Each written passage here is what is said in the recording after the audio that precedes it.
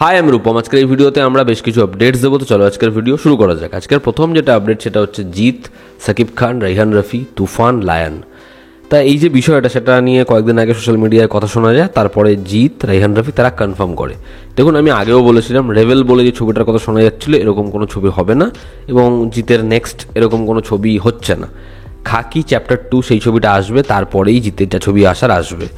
এবার যদি আমরা কথা বলি এই যে অ্যানাউন্সমেন্টটা নিয়ে, তো জিতও কনফার্ম করেছে না, রাইহান রাফিও কনফার্ম করেছে। এটা ছবির টাইটেল হচ্ছে লায়ন, এবং এই ছবিটার গল্পের ম্যাক্সিমাম পোর্শন থাকবে হচ্ছে সমুদ্রভিত্তিক। তো আমরা বাংলা ছবিতে সমুদ্রটাকে খুব হাইলাইট হতে দেখব, এবং হয়তো ছবির মধ্যে সেরকমভাবেই তারা বড় ওয়েতেই শ্যুট করবে। ছবির প্রডিউসার জিৎ নিজে এবং জ্যাজ মাল্টিমিডিয়া। এবার যেটা আপডেট সেটা হচ্ছে এই ছবিটা একটা পার্টে গল্প শেষ করবে না। ছবিটার গল্পটা টোটাল 3টে পার্ট ধরে আসবে, মানে প্রত্যেক বছর হয়তো আমরা একটা করে পার্ট দেখব। এবার বাংলাতে এত ম্যাসিভ চিন্তাধারা করে কোনো ছবি মেইন স্ট্রিমে হয় না, তো এই ছবিটার সেটা হচ্ছে আর কি। এবং রাইহান রাফি যেটা করতে চাইছে সেটা হচ্ছে সে একটা পার্ট এই ছবিটা আনবে, এবং আরেকটা পার্ট তার যে তুফান ব্র্যান্ড আছে, মানে সাকিব খানকে নিয়ে ছবিটা, সেই ছবিটা আনবে। এরপরে তুফান 2, তারপর লায়ন, আবার তুফান 3, এরকম করে করে আনবে।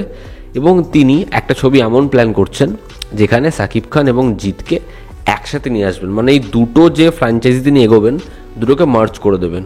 আমরা একটা ছবিতে জিৎ এবং সাকিব খানকে দেখতে পারবো, এবং লায়ন ছবিতে হয়তো এমন কিছু ক্যারেক্টার্স থাকবে যাদেরকে আমরা তুফানে অলরেডি দেখেছি রেফারেন্সের জন্য। তাই এই দুটো গল্পকে সে মার্জ করে একটা ইউনিভার্সের প্ল্যান করছে, এমনটাই আপডেটে উঠে আসে। এবার বিষয়টা হচ্ছে এই দুটো ছবির রিলিজ ডেট সম্পর্কেও জানা যায় যে লায়ন ছবিটা যেটা জিতের সাথে করছে সেই ছবিটা আসবে হচ্ছে রোজার ঈদে, এবং সাকিব খানের সাথে তুফান নয় আরও একটা ছবি করছে রাইহান রাফি, যেই ছবিটা আসবে কুরবানি ঈদে। অনেকে ভাবছে তুফান 2 আসবে, না তুফান 2 না, তুফান 2 আসবে পরের বছর, মানে 26-এ আসবে। 25-এ আসবে হচ্ছে আরও একটা ছবি সাকিব খানের সাথে। এবার রাইহান রাফি সুড়ঙ্গ করার পরে তার একটা ছবি করার কথা ছিল নিশোর সাথে, সেই ছবিটা আপাতত হচ্ছে না। তবে তার নেক্সট ফিল্ম হচ্ছে জিতের সাথে, তারপর সাকিব খানের সাথে, এবং সে একটা ইউনিভার্সে প্ল্যান করছে, আর লায়ন 3টে পার্টে আসবে। এবার এখনই এই বিষয়টাকে নিয়ে খুব লাফালাফি করার মতো জায়গা নেই যে একটা ইউনিভার্স হচ্ছে যেখানে সাকিব খান এবং জিৎ থাকবে। তার কারণ দুটো ছবির ব্যানার আলাদা, প্রোডাকশন হাউস আলাদা। তো আমাদের এখানে না এত সহজ নয় যে এরকম দুটো প্রোডাকশন হাউসকে এক করে তারা একটা পরবর্তী সময় কিছু করবে। তো এটা নিয়ে আমি খুব বেশি আশাবাদী বা এখন থেকেই মারাত্মক লাফালাফি করবো এমনটা নয়। তবে এটা একটা বড় আপডেট, আমি আপডেটটা আপনাদেরকে দিলাম। পরবর্তী সময় যে আপডেট আসবে সেটাও আপনাদেরকে অবশ্যই জানাবো। এবার যদি আমরা পরবর্তী আপডেটে আসি, তো সেটা হচ্ছে সালমান খানের কিক 2 নিয়ে। সালমান খানের একটা ম্যাসিভ কামব্যাক হতে চলেছে, এতে কোনো সন্দেহ নেই। তার নেক্সট রিলিজ হচ্ছে সিকান্দার, যেটা মুরগদাসের সাথে, যেটা নিয়ে আমি ভীষণ এক্সাইটেড। তারপরে অ্যাটলির সাথে তার ছবি, তার আগেই আমরা হিন্ট পেয়ে যাব বেবি জনে অ্যাটলি কীরকমভাবে সালমান ভাইকে কেমিউতে আনে। তো কেমিউ নিয়েও একটা আপডেট আছে, সেটাতে পরে আমরা আসছি।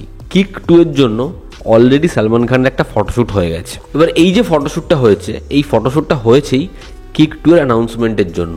তো আমরা খুব শীঘ্রই কিক 2 এর একটা অ্যানাউন্সমেন্ট দেখতে পারি।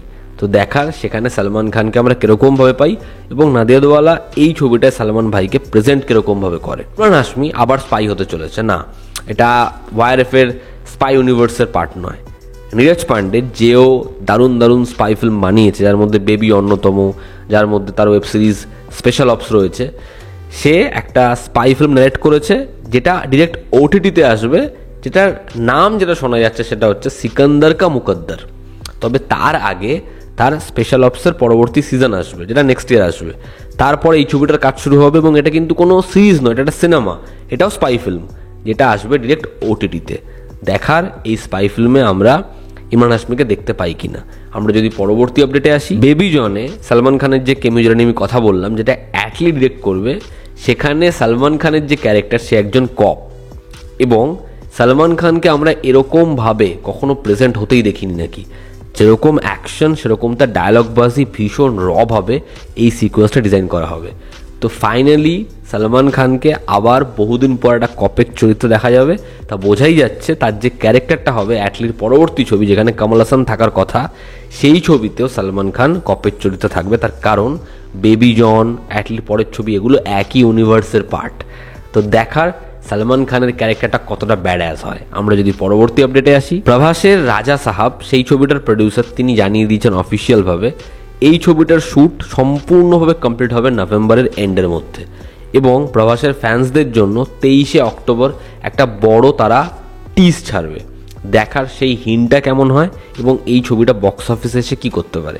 তো এই ছিল আজকের লেটেস্ট আপডেটস। ভালো লেগে থাকলে লাইক করো, শেয়ার করো, সাবস্ক্রাইব করো। তোমাদের কি অপিনিয়ন জানিও। জনতা আমাদের পাশে আছে। আবার দেখা হচ্ছে। Take care.